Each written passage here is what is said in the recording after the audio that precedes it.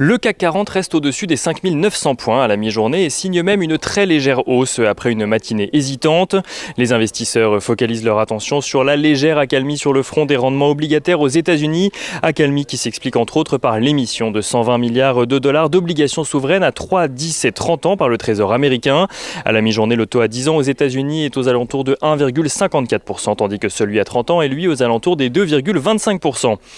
Du côté des indices américains, on note que la rotation sectorielle est toujours en cours avec un Nasdaq qui a perdu un peu plus de 2% hier soir, reculant de près de 11% par rapport à son plus haut en février. Les valeurs cycliques en profitent en revanche avec un Dow Jones qui progressait de près de 1% à la clôture hier soir. Et États-Unis toujours, la Chambre des représentants va se pencher à partir d'aujourd'hui sur les amendements proposés par le Sénat au projet de plan de relance de 1900 milliards de dollars.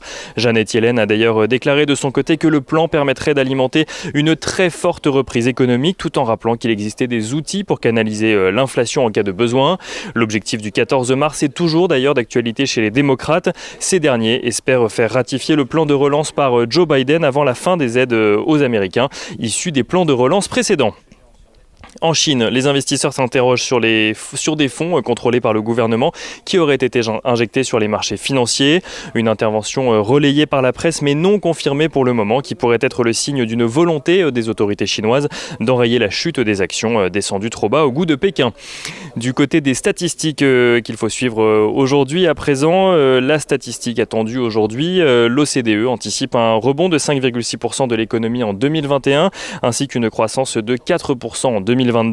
Des perspectives économiques améliorées par rapport aux dernières prévisions de l'institution, grâce notamment au déploiement de la vaccination dans de nombreux pays. En zone euro à présent, le PIB s'est contracté de son côté de 0,7% au quatrième trimestre 2020, soit très légèrement plus que ce qu'en attendaient les analystes. Au total, sur l'ensemble de l'année 2020, l'activité économique en zone euro recule de 6,6%.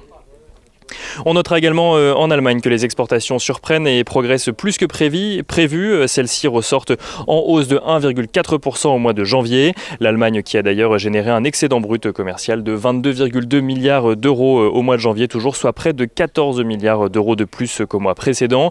Et notons enfin la confiance de Bruno Le Maire dans l'économie française qui devrait surprendre la zone euro et le reste de l'Europe, selon ses dires sur France 2.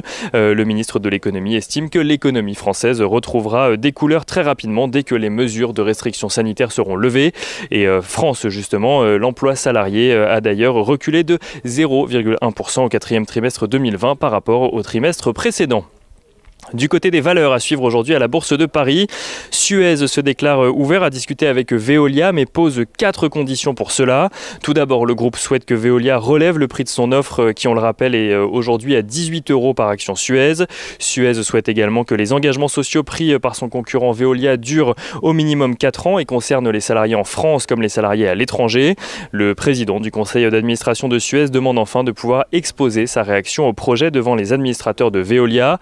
Veolia qui a annoncé hier faire parvenir bientôt une nouvelle offre à Suez pour faire avancer les discussions, n'a pas encore réagi de manière officielle, mais selon le journal Investir, le relèvement de l'offre ne serait pas au programme chez Veolia, citant une source proche du dossier.